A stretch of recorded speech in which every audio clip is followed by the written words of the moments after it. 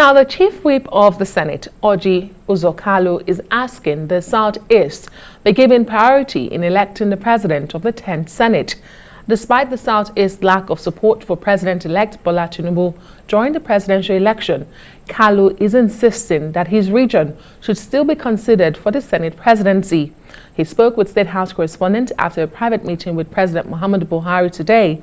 He also discussed the recently rejected amendments to the 1999 Constitution with the president during the meeting. The senator representing Abia North also urged President Muhammadu Buhari to take over the chairmanship of the Board of Trustees of the governing All Progressives Congress.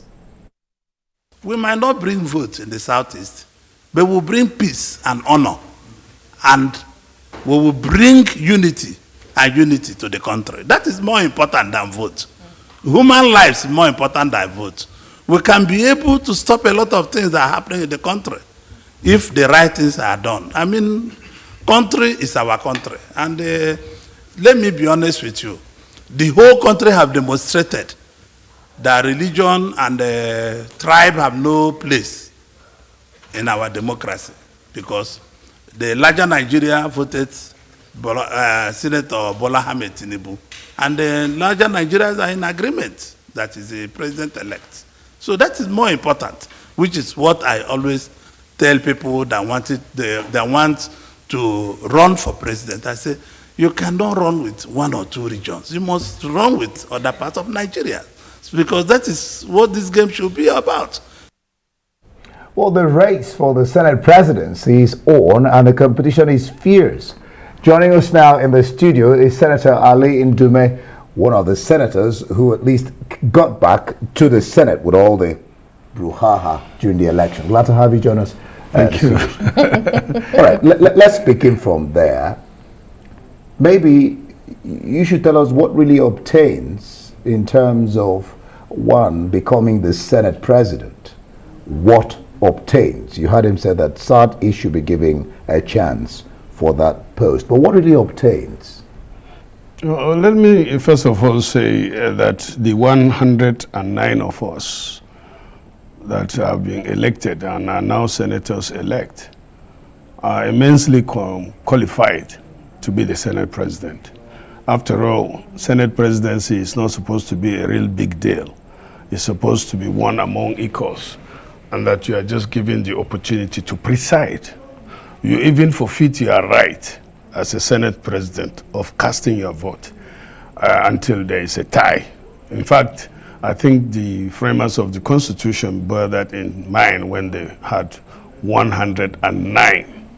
When you have one person presiding, it means you have 108. And it means that 54 can be on both sides. It is when that happens that then the Senate president will cast his vote. I agree with him that the Southwest should be given a shot. Everybody should be allowed, to me, to be given a chance. After all, it's a game of number. And all of us there that are being elected are immensely qualified to take a decision in the interest of the country. Orji Kalu is our chief whip right now. He's been in the Senate twice. He was a member of the House of Representatives, so he has what it takes to be the Senate president. But what I don't really agree with in this struggle is for anybody to make it a right. It should be a privilege to all of us. But in exercising that privilege, there must be some consideration. If you look at the ranking of the senators, or in terms of seniority, I am second to Amelon. Amelon has been in the National Assembly since 1999. I joined the National Assembly in 2003. I was a minority leader.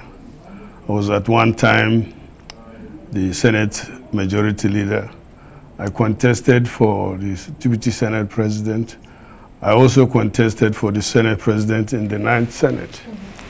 So, but what I feel should really be the guide is what he said, fairness to all.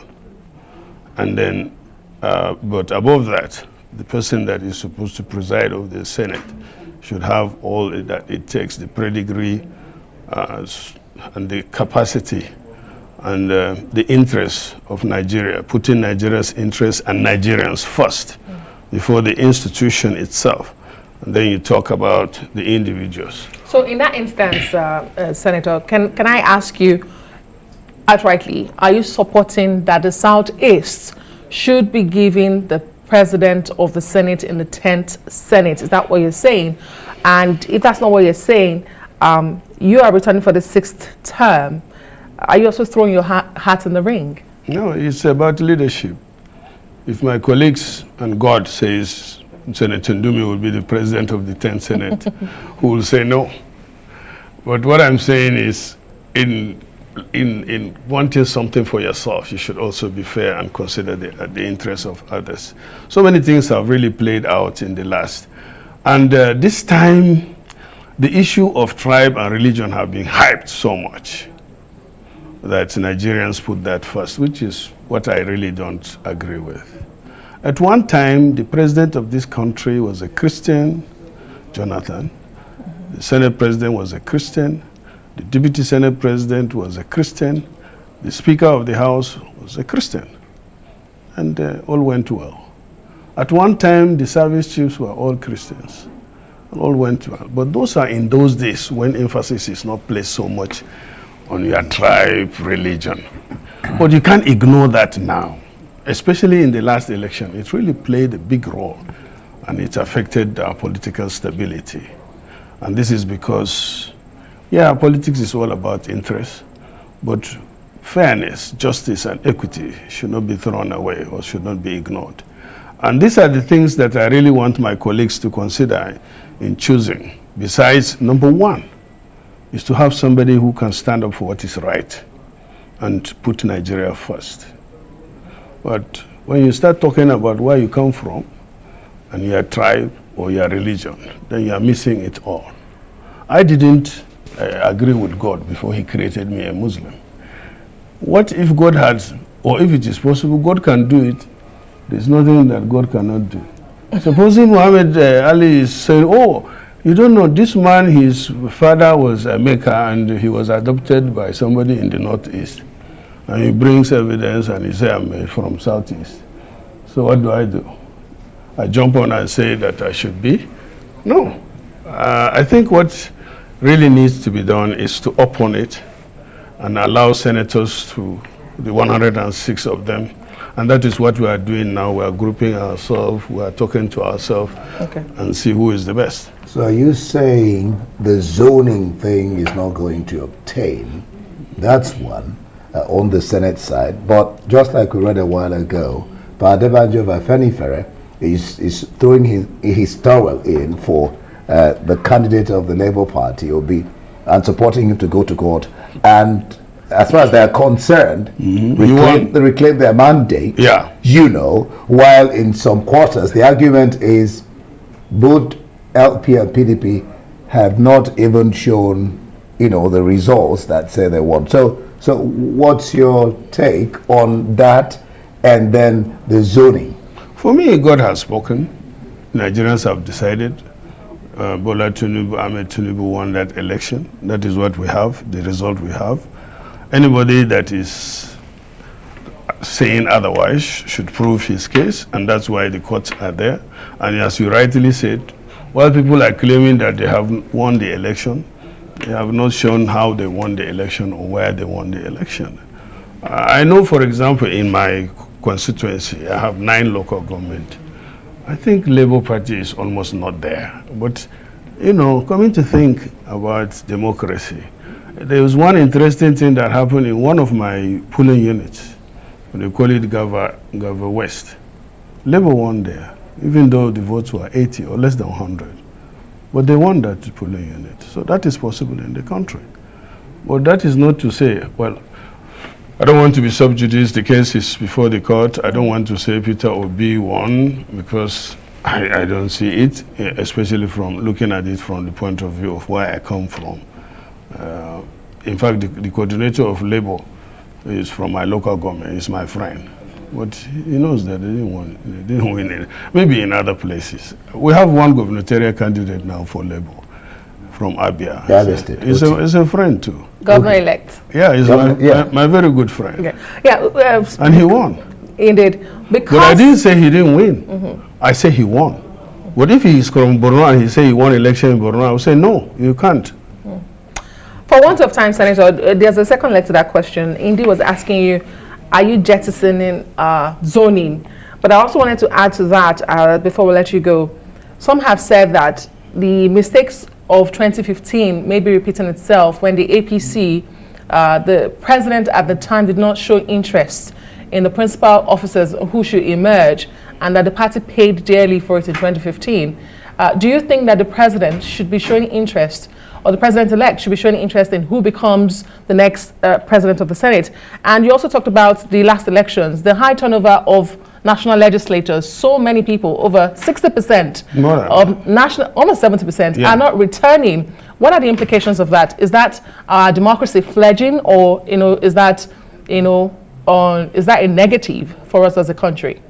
Actually, what is happening out there, I've been there, I've seen it all.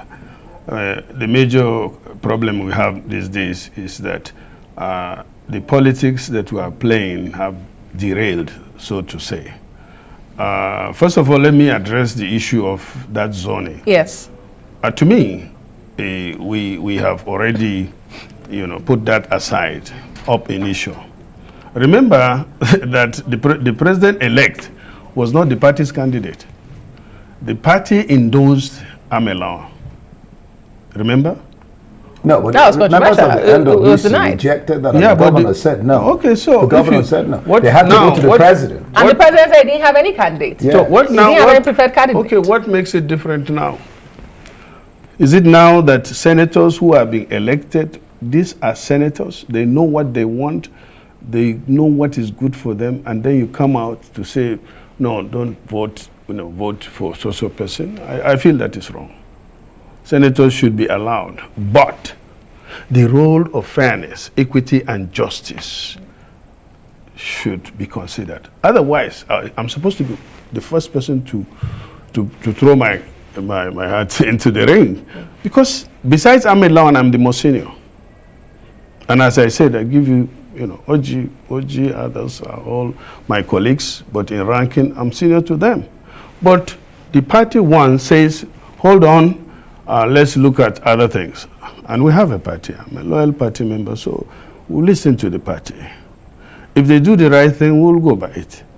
If, of course, what the decision they take is not in the interest of the country, or others have, so they have the right. We're going to leave it there. Thank you so much, Senator Ndume, for being here on News Night. Thank you. We wish you the best in this 10th National Assembly. Thank you very much.